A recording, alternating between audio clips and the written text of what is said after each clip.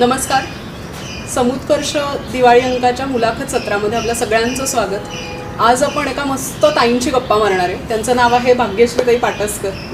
ताई, तुमचं खूप खूप स्वागत या मुलाखत सदरामध्ये. भाग्यश्रीताई काय करतात माहिती आहे का? त्यांनी खूप पुस्तकं लिहिली आहेत. त्यांच्या 2 पुस्तकांना राज्य पुरस्कार मिळालेत. त्या MES नंतर टिळक महाराष्ट्र ह्याच्यामध्ये त्या शिकवतात. काय शिकवतात माहिती आहे? विषय आर्किओलॉजी आणि एंडॉलॉजी, आणि त्याच्यामध्येच त्यांनी मास्टर्स आणि MPhilसुद्धा केलेलं आहे. तर अगदी सुरुवात करताना प्रश्न पडला असेल, अरे हे आर्किओलॉजी एंडॉलॉजी म्हणजे नेमकं काय आहे? तर आपण त्याच प्रश्नाने मला वाटतं सुरुवात करूया की तुम्ही ज्या काळी हे सगळी शिक्षण घेतलं त्या काळी काही हे खूप नावं प्रचलित नव्हती, आणि खरं तर आत्ताच आम्हाला हल्ली हल्ली हे शब्द ऐकायला मिळाले. तर हे मुळात कुठला अभ्यासक्रम आहे, कशाचा अभ्यास शिकवला जातो, आणि तुम्हाला कसं काय वाटलं की आपण हे शिक्षण घ्यावं आणि ह्याच्यामध्ये करावं असं? आर्किओलॉजी किंवा पुरातत्वशास्त्र आणि इंडॉलॉजी म्हणजेच भारतीय विद्या असे हे 2 विषय आहेत. हे खरं म्हणजे 2 वेगळे विषय आहेत. कारण आर्किओलॉजी किंवा पुरातत्वशास्त्र हा एक शास्त्राच्या अंगाने जाणारा असा विषय आहे की त्याच्यामध्ये उत्खनन कसं करायचं हे शिकवतात. बरं, उत्खननात तुम्हाला काय काय मिळतं त्या सगळ्या गोष्टींची माहिती तुमच्याकडे असली पाहिजे. म्हणजे कुठल्या गोष्टी आता तुम्हाला हाडं मिळतात, मग त्या हाडांच्या मध्ये तुम्हाला कळलं पाहिजे प्राण्यांची आहेत का, माणसांची आहेत का. मग समजा प्राण्यांची असेल तर कुठल्या प्राण्याचं आहे, अशा पद्धतीच्या सगळ्या गोष्टी तुम्हाला त्यातनं समजल्या पाहिजे. त्याच्यामुळे तो अभ्यास तुम्हाला करावा लागतो. किंवा झाडांच्या बिया वगैरे सापडतात, आपल्याला धान्य सापडतं. मग ह्या सगळ्या गोष्टींच्या मध्ये आपल्याला लक्षात आलं पाहिजे अमुक एक प्रकारचं धान्य आहे. याचा अर्थ तिथे शेतीचा काय प्रकार होता. समजा आता तांदूळ सापडलेले असतील तर ज्या अर्थी तांदूळ पिकतो त्या अर्थी पर्जन्यमान उत्तम असणार. पाऊस चांगला पडत असेल म्हणजे मग त्या मातीचा प्रकार काय असेल, तांदळाला कुठल्या प्रकारचा खत आपण घालतो किंवा काय त्याची पेरणी असते, ह्या सगळ्या गोष्टीचं ज्ञान त्या लोकांना असेल. म्हणजे काय, थोडक्यात तुम्हाला बॉटनीची माहिती असली पाहिजे. हे एक उदाहरण देते. अशा कितीतरी गोष्टी असतात. समजा काही धातूच्या वस्तू सापडतात तर मेटॅलर्जी किंवा धातूचं ज्ञान तुम्हाला पाहिजे. ह्या सगळ्या गोष्टींचा अभ्यास त्या उत्खननाच्या अंगाने केला जातो. पुरातत्वशास्त्र हा अशा पद्धतीचा विषय आहे. आणि त्याच्यामध्ये उत्खनन कसं करायचं, म्हणजे गेले खणाला सुरुवात केली असं नसतं ते. तर त्याच्यामध्ये त्याचे ट्रेंच कसे घ्यायचे किंवा काय याचं सगळ्याचं शास्त्र असतं. या सगळ्या गोष्टी तिथे आपल्याला शिकवतात. आणि भारतीय विद्या हा विषय असा आहे की त्याच्यामध्ये भारताचा इतिहास हा वेगवेगळ्या अंगाने आपल्याला समजून घ्यायचा आहे. तिथे नाणी मिळतात, शिलालेख मिळतात, मोठी मोठी मंदिरं आहेत, लेणी आहेत, प्राचीन ग्रंथ आहेत, आपल्याला सगळ्यांना माहीत असतं, त्यांची नावं ऐकलेली असतात. मग ह्या सगळ्या गोष्टींचा अर्थ कसा लावायचा, ते कसं समजून घ्यायचं, हे या सगळ्याचा अभ्यास करणं म्हणजे इंडॉलॉजी किंवा भारतीय विद्येचा अभ्यास करणं असा तो भाग आहे. त्यामुळे आर्किओलॉजी हा जगभर शिकवला जाणारा असा विषय येतो. तो थोडासा शास्त्र किंवा विज्ञानाच्या बरोबरीने जाणारा असा विषय आहे. आणि भारतीय विद्या हा इतिहासाच्या बरोबरीने जाणारा भारताशी संबंधित असा विषय आहे. अच्छा. आणि मग तुम्ही कसं काय ठरवलं की मला ह्याच्यात शिक्षण घ्यायचं आहे? तुमची काय प्रेरणा होती तेव्हा? त्याचं काय झालं की मी शिकत होते, मला इतिहास हा विषय खूप आवडायचा. आणि विवेकानंद केंद्राच्या शिबिराला माझ्या आईवडिलांनी मला लहानपणी पाठवलं होतं. तर त्याच्यामध्ये आम्हाला वेदांच्याबद्दल काही भाषणं ऐकायची संधी मिळाली. आणि त्याच्यामध्ये मला असं लक्षात आलं की अरे हे वेद वगैरे काहीतरी सांगतायत. मृणालिनी देसाई त्यावेळेला होत्या, त्यांनी आम्हाला हे सगळं समजून सांगितलं होतं. तर म्हटलं अहो, वेद अपौरुषेय म्हणजे माणसांनी लिहिलेलेच नाही आहेत, ते कुणीतरी देवाने किंवा कुठून तरी वरूनच आलेलं आहे. अपौरुषेय असं काव्य आहे. आणि ह्या बाई सांगतात मी हे वाचलं ते वाचलं, त्या ऋचा म्हणून दाखवत होत्या. वेदांमध्ये ज्या कविता केलेल्या आहेत त्याला ऋचा म्हणतात. ते म्हणून दाखवत आहेत. अरे असं कसं बरं हे, म्हणजे ह्या बाईंनी स्वतः वाचलंय. मग काही लोक तर काय म्हणतात की बायकांनी हे वाचायचं नाही. वेद किंवा जे काही प्राचीन ग्रंथ आहेत, संस्कृत साहित्य आहे, हे बायकांनी वाचायचं नाही, विशिष्ट जातीच्या लोकांनी ते वाचायचं नाही. मग कसं काय, ह्या तर वाचतात नाही, ह्यांना काही झालं नाही, चांगला धडधाकट आहे. तर मग तेव्हा त्यांच्याशी चर्चा केली आणि मग लक्षात आलं की नाही, हे असं काही नाही आहे. आपल्याला काही गोष्टी अज्ञानामुळे किंवा माहीत नसल्यामुळे आपण त्यांच्याबद्दल काहीतरी पूर्वग्रह तयार केले आहेत आणि म्हणून आपण ते शिकायलाच जात नाही. म्हणून इच्छा मला अशी झाली की इतिहास शिकावा, आपल्याला हे सगळं माहीत होईल. इतिहास शिकल्यानंतर 12वीपर्यंत मी तो विषय घेतला होता. तेव्हा मला लक्षात आलं की प्राचीन इतिहास आणि भारतीय इतिहास हे आपण शिकलं पाहिजे.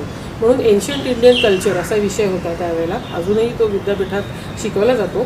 तर माझं शिक्षण मुंबई विद्यापीठात झालं त्यावेळेला. तर तिथे मी हा विषय घेतला होता आणि त्यातनं मग पुढे मला असं लक्षात आलं की आपल्याला वेदांबद्दल अजून माहिती घ्यायची असेल तर पुरातत्वशास्त्र हा विषय शिकणं आवश्यक आहे. आणि त्याच्यासाठी मी डेक्कन कॉलेजमध्ये पुण्याला पुढचं शिक्षण MA आर्किओलॉजी हे शिक्षण घेण्यासाठी आले होते. अरे वा. आता तुम्ही अनेक वर्ष या क्षेत्रामध्ये काम करताय, तर आमच्यासारखी जी लोक ज्यांना याच्याबद्दल फार माहिती नाही, तर आम्हाला असा प्रश्न पडतो की आम्हाला असं सांगितलं जातं की भारतीय संस्कृती हजारो वर्ष जुनी आहे आणि आपल्याकडे खूप गोष्टी हजारो वर्षांपासून परंपरा म्हणून चालत आलेल्या आहेत. पण तुमच्या या सगळ्या अभ्यासामध्ये असे काही पुरावे किंवा असं खरंच आहे का? किंवा आणखीन एक गोष्ट मी ऐकली होती की आर्य जे आहेत ते खरं तर भारतीयच नाही, ते आले मग त्यांनी काही लोकांवरती अत्याचार केले आणि मग काही लोकांना साऊथ इंडियामध्ये ढकलून दिलं वगैरे वगैरे वगैरे, असे काही 2-3 गोष्टी ऐकल्या जातात. तर हे कितपत खरं आहे किंवा खरंच आपली पाळंमुळं इतकी जुनी आहेत का? त्याचे काही पुरावे आहेत का? हो, काय झालं की जगाच्या पाठीवर आफ्रिकेमध्ये, युरोपमध्ये आणि इतर अनेक ठिकाणी माणसाचा जन्म झालेला आहे.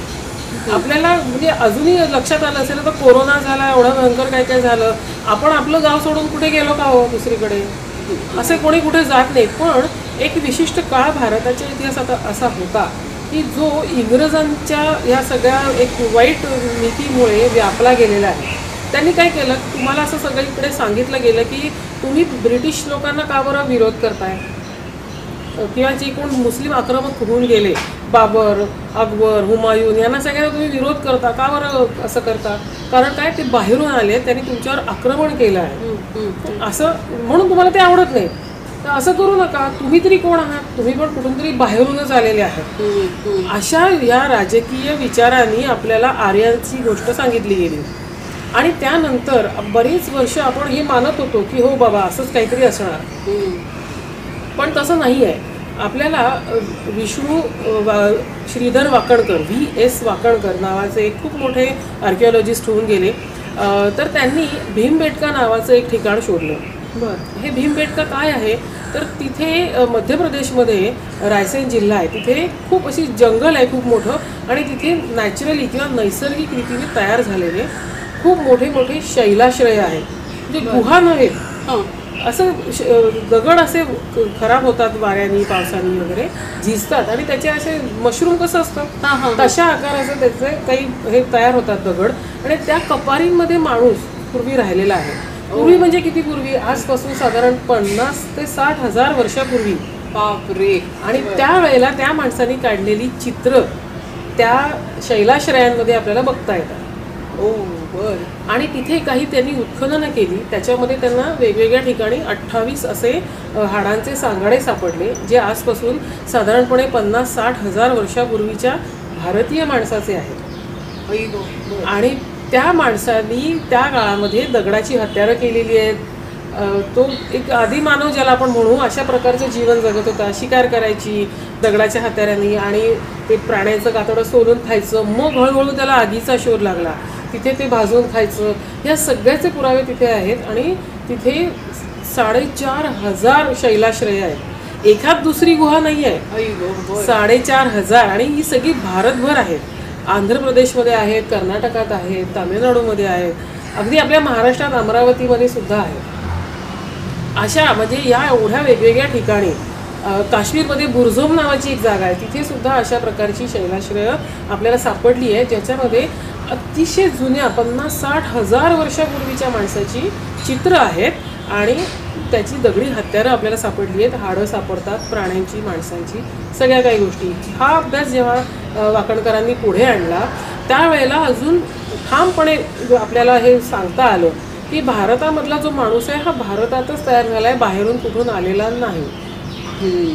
दुसरी गोष्ट, मग आता हे मधल्या काही काळात हे लोक कुठून तरी आले आणि आक्रमण झालं असं आहे का? ह्याच वाकणकरांनी जी सरस्वती नदी आपल्याला माहिती की आता ती लुप्त झालेली आहे, ती जमिनीत गाडली गेलेली आहे. जमिनीच्या खालून त्याचा प्रवाह वाहतो. आपल्याला गंगा वगैरे कशी पाणी वाहताना दिसतं तसं त्या सरस्वतीचं काही दिसत नाही. त्या सरस्वती नदीचा प्रवाह कुठून कुठून वाहत होता ह्याचा शोध या वाकणकरांनीच घेतला.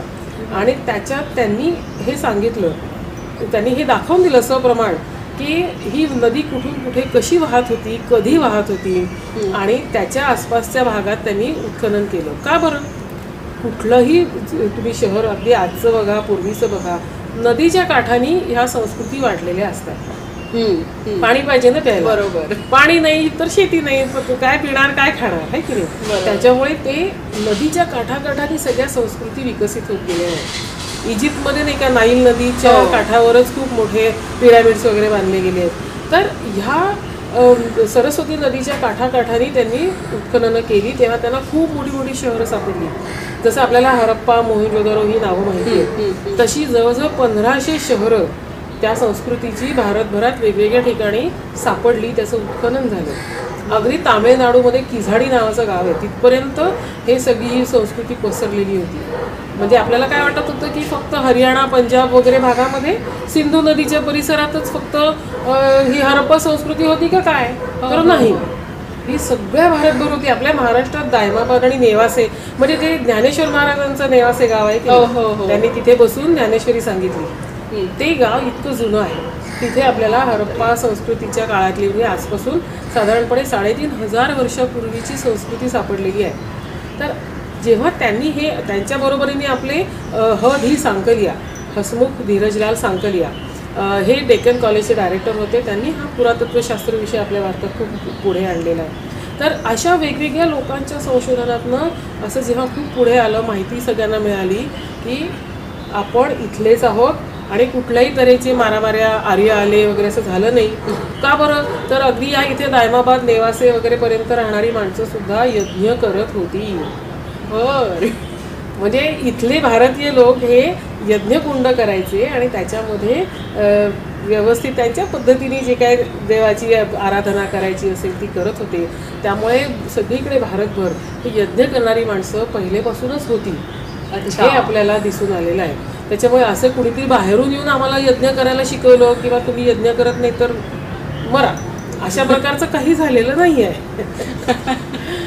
खूपच छान माहिती सांगितली. त्याच्यावर तर मला आणखीन एक असा प्रश्न पडतो की तुम्ही मगाशी असं म्हणलं की आपल्याला असं काही काही गैरसमजुतीने शिकवलं जातं की स्त्रियांनी हे शिकू नये किंवा या अमुक जातीच्या लोकांनी हे शिकू नये.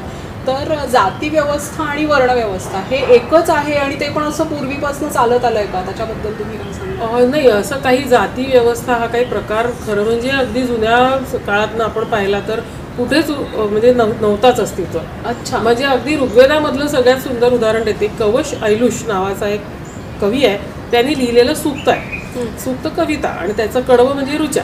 तर ह्या सूक्तामध्ये त्यांनी काय म्हटलंय कवश ऐलुष याने की मी धान्य काढण्याचं काम करतो, माझी आई शेतामध्ये राबते, माझे वडील वैश्य आहेत. बरं. का बरं वैश्य आहेत? तर ते वैद्य आहेत आणि ते औषधं तयार करून विकतात, म्हणजे ते व्यापार करतात ना. वडील वैश्य आहेत, आई शूद्र आहे, मी पण शूद्र आहे, पण मी काव्य करतो. त्याचं काव्य किंवा त्याची कविता वेदात घेतलेली आपल्याला दिसतेच आहे, आपण वाचतोच आहे ती. अशाच प्रकारचे नंतर तुम्हाला लक्षात येईल की विश्वामित्र जे ऋषी होते ते काही ब्राह्मण नव्हते. आपल्याला काय म्हणतात, सगळेजण सांगतात की ब्राह्मण लोकांनीच फक्त या वेद, संस्कृत, साहित्य वगैरे या सगळ्याचा अभ्यास करायचा, शिक्षण त्यांनाच, बाकीच्यांना नाही. तर नाही, ते विश्वामित्र क्षत्रिय होते. वाल्मिकी, रामायण तर सगळ्यांना माहिती आहे की नाही, रामायण हे काव्य कोणी लिहिलंय? वाल्मिकी नावाच्या ऋषींनी लिहिलंय. ते कोण होते? ते कोळी समाजाचे होते, वाल्या कोळी हा ते मूळ आहे. आणि त्याचा तो वाल्याचा वाल्मिकी, आजही आपण म्हणतो ना, एखाद्याचा समजा तो खूपच असा बदल झाला एखाद्या माणसामध्ये, तर आपण म्हणतो अरे हा वाल्याचा वाल्मिकी झाला. तर शिक्षणाने माणसात किती फरक पडू शकतो. अशी अनेक उदाहरणं आहेत की ज्याच्यामध्ये आपल्याला असे कुठे जाती व्यवस्थेचा कुठेही मागमूस आपल्याला दिसत नाही. म्हणजे एकाच घरात बरेचदा असं आजही होतं नाही का की ज्या मुलाचे वडील सिनेमात काम करतात तो मुलगा स्वतःही सिनेमात काम करतो.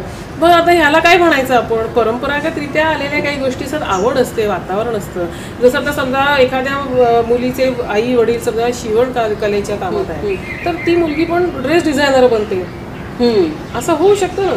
तर त्याच्यामुळे मग काय झालं की आपल्याला जो, आणि कसं ते कॉन्टॅक्ट्स असतात, तर त्याच्यामुळे आपल्याला जसं आईवडिलांना त्या बिझनेसमध्ये समजा काही ऑर्डर्स कशा मिळवायच्या, चांगलं सामान कुठून स्वस्तात आणायचं, ह्या गोष्टी माहीत असतात. मग त्यातनं मुलं पण तो व्यवसाय करायला लागले, ते शिकायला लागले.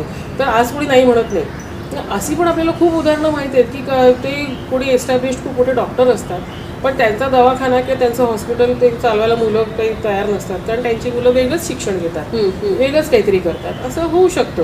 त्याप्रमाणे त्या काळामध्ये सुद्धा पूर्णपणे लोकांना मुभा होती. तुम्हाला जे हवं ते तुम्ही करा, शिका, जे काय आवड असेल त्याप्रमाणे.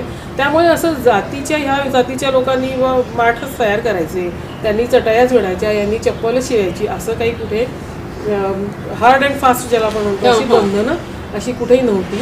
आणि वर्ण हा काय असतो, तुमच्या कामावरून ठरतो. म्हणजे जसं आता वाल्या आधी काय होता, शूद्र होता, कारण तो वाटमारी करायचा, आणि मग नंतर अभ्यास करून तो वाल्मिकी झाला, म्हणजे काय झाला, ब्राह्मण झाला.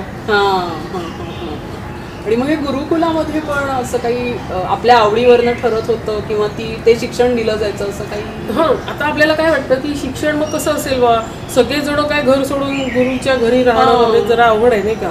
तर त्या काळात काय असायचं, मंदिरांमध्ये मंदिरं असतील किंवा स्तूप त्या काळामध्ये असतात, ते लेणी गावाच्या बाहेर असतात, पण स्तूप हे गावांमध्ये असतात. त्या स्तूपांमध्ये किंवा मंदिरांमध्ये बेसिक जे शिक्षण असतं की नाही आपलं, त्या शिक्षणाची सोय सगळ्यांसाठी केलेली असायची. बरं. आणि त्याच्यामध्ये कुणालाही प्रवेश घेणं कंपल्सरीच होतं. मी अमुकच जातीचा, मी येणार नाही, किंवा मी खूप श्रीमंत आहे, मी नाही असल्या याच्यात शिकणार, असं चालत नाही. बरं. सगळ्यांनी तिथे यायचं, सगळ्यांनी ते बेसिक शिक्षण जे आहे ते घेतलंच पाहिजे. मग अंक ओळख असते, त्याच्यात अक्षर ओळख असते, काही छोट्या छोट्या गोष्टी. मग छोट्या गोष्टी म्हणजे काय माहिती आहे का, ह्या गुरुकुलात, ह्या छोट्या मंदिरांमध्ये किंवा स्तूपांच्या आजूबाजूला असणाऱ्या शाळांमध्ये ग्रह ताऱ्यांचं शिक्षण दिलं जायचं. बरं. आज आपण हे ग्रह ताऱ्यांचं शिक्षण हे खूप मोठा खगोलशास्त्रात तुम्ही अभ्यास करायला गेलात तरच तुम्हाला येतं. आपल्याला कोणाला असं झोपवलं रात्रीने, हे बघ आणि याच्यात सांग बरं कुठला तारा आहे किंवा अमुक, काही समजत नाही. त्यांना ते का बरं शिकवायचे माहिती का, त्यांना दिशा कळली पाहिजे, पाऊस कधी पडणार, कसा पडणार हे समजलं पाहिजे, ह्याच्यासाठी हे शिक्षण कंपल्सरी होतं. आणि ह्या मंदिरांच्या आजूबाजूलाच हे सगळं चालत असायचं काम. त्याच्यामुळे या मंदिरांमध्ये जे शिक्षण घेतं त्या मुलांना रोज खाऊ देणं कंपल्सरी होतं. आणि राजानी त्याच्यासाठी, राजा म्हणा किंवा कोणी श्रीमंत माणसं असतात आजूबाजूची, त्यांनी त्याच्यासाठी दान देणं अपेक्षित असतं. आणि ही दानं अशी कोरलेली आपल्याला सापडतात, ह्याचे सगळ्याचे आपल्याकडे पुरावे आहेत. आणि मग इथे बेसिक शिक्षण झालं की मग समजा जर मला आवड असेल तर मी गुरुच्या घरी जाऊन शिकणार, आश्रमात जाऊन. म्हणजे समजा एखाद्याला नाही आवड किंवा नाही त्याचं इच्छा तर हरकत नाही, पण बेसिक शिक्षण सगळ्यांना मिळतं, सगळ्यांना मिळतं. मग ज्या गुरुच्या आश्रमामध्ये सुद्धा ज्यांना जशी आवड आहे तसे ते जाऊन शिकतात. त्यातही वेगवेगळे विषय शिकवले जायचे. आणि त्याच्यानंतर एखाद्या विषयात जर मला काही स्पेशलायझेशन करायचं असेल तर तुम्ही तक्षशिला, नालंदा, वल्लभी अशाच्या मोठ्या मोठ्या विद्यापीठं असायची, त्या युनिव्हर्सिटीजमध्ये जाऊन तुम्ही शिक्षण घेता. अशी पद्धत त्या काळामध्ये होती.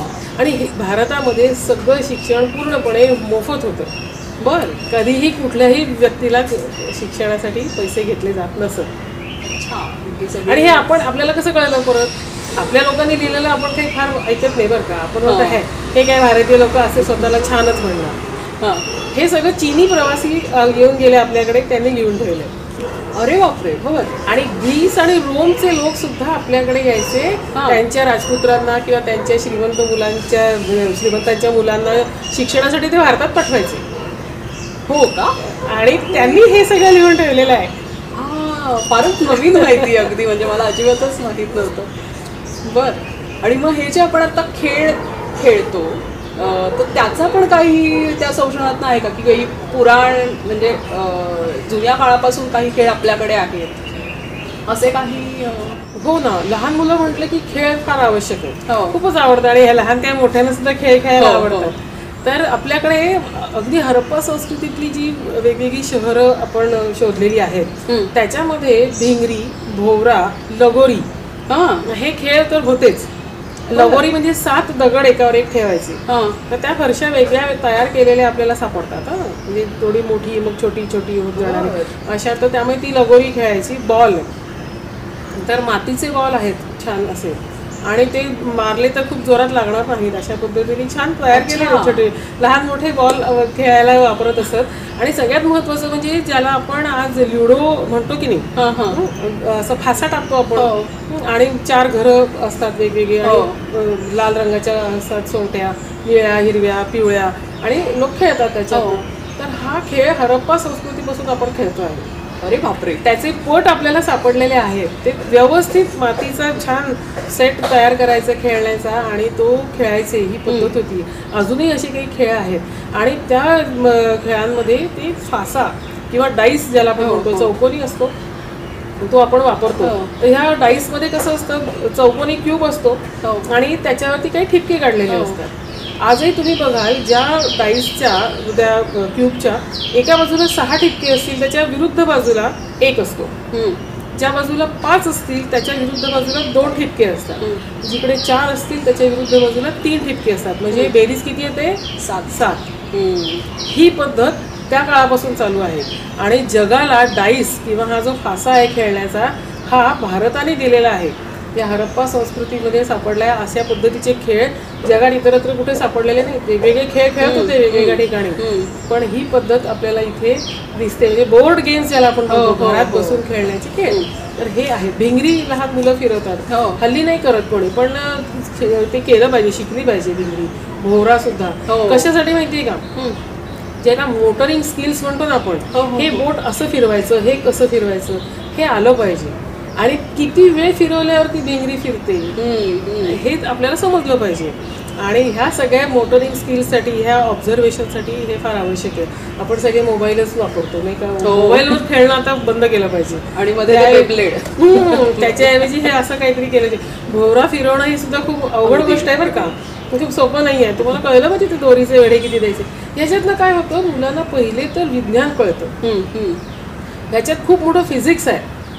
आपल्याला ते कधी शिकवलंच जात नाही. आपण फक्त बटणं दाबतो आणि मग म्हणतो अरे मला तर भौतिकशास्त्रात कमी मार्क मिळाले, पण प्रॅक्टिकल कधी केलंच नाही ना. अगदी खरं, अगदी खरं. ती मस्त माहिती आहे एकदम. मग असे सण पण आपले खूप म्हणजे त्याचे पण काही पुरावे किंवा अगदी प्राचीन काळापासून आपण हे करतो असं आहे का? आता दिवाळीच्या निमित्तानेच आपण बोलतोय. हो, सण तर खूप भारतीय लोक हे सणांवरती त्याचं इतकं प्रेम आहे. काही छोट्या छोट्या गोष्टीचा सण साजरा करायचा, महोत्सव करायचा, ती पद्धत खूप आपल्याकडे आवडीचंच. अगदी म्हणजे सण छान चांगले कपडे घालायचे. आता तुम्ही कुठलाही सण बघा, त्याच्यामध्ये सगळ्यात पहिला काय असतं, तुमचं घर स्वच्छ ठेवायचं. घर स्वच्छ आज आता आपण गौरी गणपती दिवाळी दसरा काही असू देत, स्वच्छता. नको असलेल्या वस्तू काढून टाकणं, मोडकं तोडकं साफ, ते जाळी जळमटं वगैरे ते सगळं झालं की त्यानंतर आपण काय करत असतो, नेहमी काहीतरी छान सजावट करतो. मग आपलं घर आपण सजवतो. मग कपाटं नीट लावण्यापासून, आपली वह्या पुस्तकं कपडे नीटनेटके घड्या करून व्यवस्थित जागेवर ठेवण्यापासून, रांगोळी तोरणं वगैरे यापर्यंत. म्हणजे होतं काय, आपण सगळेजण त्या घरासाठी काहीतरी करतो, त्यामुळे आपलेपणाची भावना वाढते. या सगळ्याची परंपरा इतकी जुनी आहे. या सगळ्या संस्कृत साहित्यामध्ये असे वेगवेगळ्या प्रकारचे सण आपल्याला सांगितलेले दिसतात आणि ह्या सणांमध्ये वेगवेगळ्या प्रकारची गाणी आहेत. आता हल्ली काही कोणी म्हणत नाही, हल्ली सगळेजण कॅडबरी चॉकलेटचा डबा एकमेकाला गिफ्ट देतात. तसं नका करू. त्याच्याऐवजी त्या प्रत्येक सणाचे काहीतरी खास पदार्थ असतात, सोपे असतात आणि ते खूप महागडं असतं, त्याच्यात काहीच नसतं, साधं सोपं असतं. ते आपण जर आणले किंवा केले पदार्थ तर खूप चांगले पौष्टिक असतात. ते त्या त्या ऋतूमध्ये आपल्या शरीराला उपयोगी अशा प्रकारचेच पदार्थ खाण्याचा सल्ला आपल्याला त्याच्यात दिलेला आपल्याला दिसतो. आणि ही परंपरा खूप जुन्या काळापासून चालू आहे. म्हणजे ऋग्वेदामध्ये जेव्हा असे वेगवेगळ्या सणांचे उल्लेख येतात, जसं आता पावसाच्याबद्दल आपण काही हे करतो, सण आहे, किंवा वसंत पंचमी हा एक सण आहे, वसंतोत्सव असं त्याला म्हटलं जातं. आता आपण तो फारसा करत नाही, केला पाहिजे. या वसंतोत्सवामध्ये काय असतं, वसंत ऋतू आला की वेगवेगळी झाडं फुललेली असतात, फुलं येतात खूप अशी छान, आणि खूप सुंदर पद्धतीने सगळीकडे निसर्ग बहरलेला असतो. मग अशा वेळेला दिवस मोठा असतो आणि उन्हाळ्याचे दिवस असतात, ते दिवस मोठा असतो. मग संध्याकाळच्या वेळेला काय करायचं, पन्हं वगैरे प्यायचं, छान लिंबू सरबत प्यायचं आणि वेगवेगळ्या प्रकारच्या कलात्मक गोष्टींचा आस्वाद घ्यायचा. त्याचे असे उल्लेख आहेत. गळ्यामध्ये फुलांचे हार घालायचे, हातात पण फुलांचे हार बांधायचे आणि गाणं, कुठल्याही प्रकारचं वाद्यसंगीत, नृत्य, नाटक बसवायचे आणि ह्या सगळ्या गोष्टींचा आस्वाद घ्यायचा, अशी पद्धत त्या काळात होती. चित्राची प्रदर्शनं केली जायची आणि ह्या पद्धतीने सण साजरे होत असत घरातनं आणि घराच्या बाहेरून सुद्धा अशा प्रकारचं सेलिब्रेशन होतं. ह्या सगळ्या सणांचा निसर्गाशी संबंध आहे. म्हणजे आत्ताच नुकतंच नवरात्र झालेलं आहे. तुम्ही पाहिलं असेल घरोघरी आपण काय केलं तर एक भांडं घेतलं किंवा टोपली घेतली, त्याच्यामध्ये आपण काही धान्य पेरलं आणि मग 8 दिवस त्याची पूजा केली, देवी घटाशी बसली असं आपण म्हणतो वगैरे. तर ही तुम्ही मातीची पूजा केलेली आहे. जे शेत आपल्याला किंवा माती, धरणी माता आपल्याला अन्न देते, त्याच्यामुळे आपण सगळ्या काही गोष्टी करू शकतो. हे सगळं खनिज असू देत किंवा धान्य असू दे, सगळं आपल्याला धरणी मातेकडनं मिळतं आहे. तिला कधीतरी तुम्ही धन्यवाद म्हणाल की नाही? अशा प्रकारचे सगळे सण हे निसर्गाशी जोडलेले आहेत. आणि दिवाळी, आता आपण 4-5 दिवसाची दिवाळी आपण साजरी करतो. याच्यामध्ये खरं म्हणजे सण इंडिपेंडेंट असतात, पण 4-5 एकत्र आल्यामुळे आपण ते एकत्र सेलिब्रेट करतो आणि 8 दिवसाची 10 दिवसाची सुट्टी घेतो, मजा करतो. पण ह्याच्यामध्ये पहिल्या दिवशी वसुबारस असते, म्हणजे गाईची पूजा असते. गाईचं महत्त्व आपल्याला काय आहे हे सगळ्यांनी परत एकदा समजून घ्या आणि मग लक्षात येईल की वसुबारस किंवा गाईला थँक्स गिव्हिंग. तिकडे युरोप अमेरिकेमध्ये थँक्स गिव्हिंगचा खूप मोठा सण असतो आणि त्याचं आपल्याकडे लोक कौतुक करतात, थँक्स गिव्हिंग. मग तुमच्याकडे आहे ते तुम्हाला माहीतच नाही. आपण कधीतरी शिकलं पाहिजे ना आपलं पण काय आहे ते. त्या गाईला धन्यवाद म्हणायचे. तिच्यात जर दूध नसेल तर सकाळी चहा, कॉफी, दूध तुम्ही घेऊच शकणार नाही. कित्येक पदार्थ आपले दही आणि दुधावर अवलंबून आहेत, ते आपण करू शकणार नाही. तर त्याच्यामुळे तिला धन्यवाद म्हटलं पाहिजे. तिच्या शेणाचा सुद्धा खूप उपयोग होतो. गोमूत्र खूप औषधी आहे. हे सगळ्याचं संशोधन बाहेरच्या जगातल्या लोकांनी केलं. दरवेळेला असंच होतं. आपला योग चांगला आहे, योगशास्त्र फार महान आहे, हे तिकडून आल्यावर आपण एकदम अरे हो खरंच की असं म्हणतो. आयुर्वेदाचंही तसंच झालं. भारतीय कपडे, जे कॉटनचे कपडे घालणं किंवा सिल्कचे कपडे घालणं हे चांगलं आहे. नायलॉन, रेयॉन काही फार चांगलं नाही. हे आपल्याला जेव्हा त्यांनी सांगितलं तेव्हाच लक्षात आलं. व्हेजिटेबल डाईज आपल्याकडे जुन्या काळापासून ह्या झाडा फुलांपासून तयार केलेले रंग वापरतो आपण. तर हे चांगलं आहे. ते तिकडून जेव्हा सांगितलं तेव्हा आपल्याला लक्षात आलं. हे फारच गंमतशीर आहे सगळं. पण अशा पद्धतीने आपल्या ह्या सणांचं महत्त्व जेव्हा आता ते लोक सांगतील तेव्हा आपल्याला समजायच्या आधी आपण समजून घेतलं पाहिजे. म्हणजे ते कसं, आता ह्याच्यामध्ये एक सण आहे भाऊबीज किंवा रक्षाबंधन सुद्धा असाच एक भावा बहिणीचा सण असतो. दुसरा एक सण आहे प्रतिपदा. त्याच्यामध्ये पती पत्नीचा सण आहे तो. बायको आपल्या नवऱ्याला ओवाळते असा एक याच्यात आहे. काही ठिकाणी वहिनी सुद्धा आपल्या दिराला ओवाळते असं आहे. याच्यात खूप महत्त्वाची गोष्ट तुमच्या लक्षात येईल की स्त्री पुरुषांना एकमेकांकडे वेगवेगळ्या नात्यांमधनं बघता येतं हे शिकवलंय. फक्त स्त्री पुरुष एवढंच आपलं नातं नाही आहे. आपण बहीण भाऊ पण आहोत, बरोबर. आपण दीर आणि वहिनी पण आहोत, आपण सासरे आणि सून पण आहोत, वडील आणि मुलगी पण आहोत. स्त्री आणि पुरुष यांची अशी वेगवेगळी नाती असतात. सगळ्यांना एकाच पद्धतीने बघायचं नसतं. हे आपल्याला आणि एकमेकांची नाती निभावायची असतात. आपण म्हणतो ना माझे काका आहेत त्यांनी सांगितलं, म्हणजे त्याला एक महत्त्व असतं. अगदी खरंय खरंय. तर हे आपल्याला लक्षात आलं पाहिजे. आणि ही नाती सांभाळायला जगात कुठल्याही संस्कृतीने सांगितलं नाही, फक्त भारतीय संस्कृतीने सांगितलं. आणि ह्या सणांचा उत्सव अशा पद्धतीने, म्हणजे काका असतो, भाची असते, हे बाहेरच्या जगात फार नाहीच आहे बरं का, पण इथे मात्र आहे. तर हे आपल्याला एकमेकांकडे वेगवेगळ्या नात्यांनी बघायला शिकवलं आहे, एकमेकांचा आदर करायला शिकवलं आहे. म्हणून ह्या सणांचं महत्त्व फार मोठं आहे. आणि दिवाळीचं तर काही सांगायलाच नको. अनेक सण एकत्र, 4-5 सण सगळे एकत्र आल्यामुळे त्याचं एक खासच महत्त्व आहे. आणि त्याच्यात आपण दिव्याचा उत्सव करतो. म्हणजे दिवा लावला की अंधार दूर होतो. तर मला असं वाटतं हा अज्ञानाचा अंधार दूर करण्याचा दरवर्षी संकल्प आपण करायला पाहिजे. फारच छान, फारच छान. आता खरं तर या गप्पा थांबूच नाहीत असं मला वाटतंय. पण आज आपला जो काही थीम आहे की माझा भारत माझा अभिमान, आणि त्याला अगदी साजेसा आज आपल्या गप्पा झालेल्या आहेत आणि अगदी छान वाटतंय मला. आणि तुम्हाला पण सगळ्यांना खूप आवडेल. जाता जाता मला एक प्रश्न असा विचारायचा आहे की तुम्ही इतकं आपलं वैभवशाली खरं तर इतिहास, संस्कृती सगळ्याच अर्थाने आहे, तर याचा जर मला अभ्यास करायचा असेल, मला शिक्षण घ्यायचं असेल, तर त्यासाठी काय करायला पाहिजे असं आपल्या मुलांना सांगा.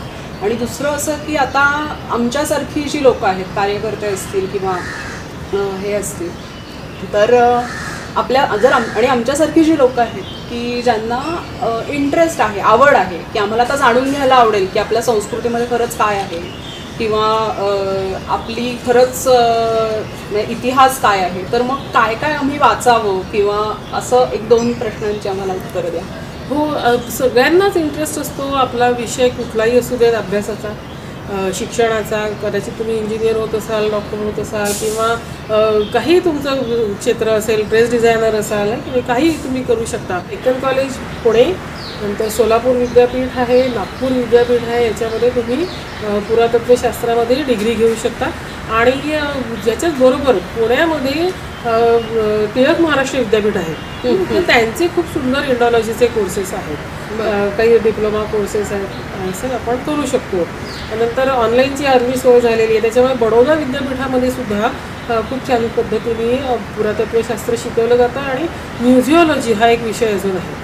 नंतर आपल्याकडे वेगवेगळी जी संग्रहालय असतात की नाही, तसं आता मुंबईला आहे राजा छत्रपती शिवाजी महाराजांच्या नावाने. आता त्याचं प्रिन्स ऑफ वेल्स पूर्वी नाव होतं, पण आता आपल्या महाराजांचं नाव त्याला दिलेलं आहे. तर त्या म्युझियममध्ये सुद्धा असे छोटे छोटे कोर्सेस काही घेतले जातात. तर असे कोर्सेस आपण करू शकतो आणि त्याच्यातनं आपल्याला या विषयाची थोडी माहिती नक्कीच होऊ शकते. आणि याच्याच बरोबरीने आपण थोडं संस्कृत शिकलं पाहिजे, काही वाचन सतत सुरू ठेवलं पाहिजे. हे फार महत्त्वाचं आहे, त्याचा आपल्याला नक्की उपयोग होईल. धन्यवाद, तुम्ही इतका वेळ दिला खरं तर आणि छान गप्पा झाल्या. मला नक्की खात्री आहे की आपल्या मुलांनाही खूप आवडेल, आपल्या कार्यकर्त्यांनाही हा इंटरव्ह्यू खूप आवडेल. तुम्ही इथे आल्याबद्दल खरंच धन्यवाद आणि आम्ही तुम्हाला परत त्रास नक्की देऊ. हो, खूपच छान वाटलं मला तुम्हा सगळ्यांशी बोलून. खूप चांगले उपक्रम असतात आणि तुमच्यामध्ये मी नक्की परत येईन आणि खूप आवडेल मला सगळ्यांबरोबर प्रत्यक्षसुद्धा भेटायला. जरूर जरूर. आत्ता आपण ताईंनी सांगितलं आहे त्याच्यापैकी काही पुस्तकांच्या लिंक्स खाली डिस्क्रिप्शन बॉक्समध्ये देऊ, तिथून तुम्ही सुरुवात करू शकता. थँक्यू.